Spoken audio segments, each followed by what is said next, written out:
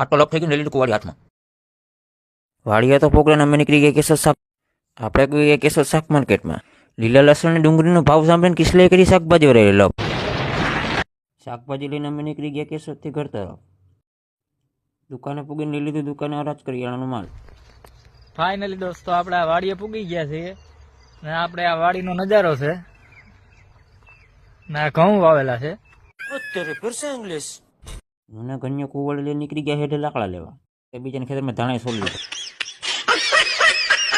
અહીંયા આપણે તુવેર ફૂલોનું કામ આવે છે ને હવે આપણે ચૂલાની તૈયારી કરીએ છીએ. આપણે શાક બનાવવાનું છે ચૂલામાં. કિશોરભાઈ કરી રહ્યા છે ગ્રેવીની તૈયારી. ડુંગળી ને લસણ ને બધું સુધારી રહી.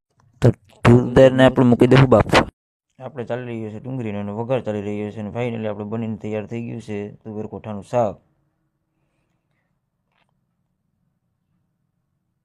અને આ તુવેર કોઠાનું શાક તૈયાર થઈ ગયું છે ને આપણે પેલો કોરિયો ખાઈ અને ટકાટક આપણે વઘાર મારી દઈશું. ગયું છે ને આપણો ટાટા બાય બાય. મળશું આપણે નેક્સ્ટ વિડીયોમાં.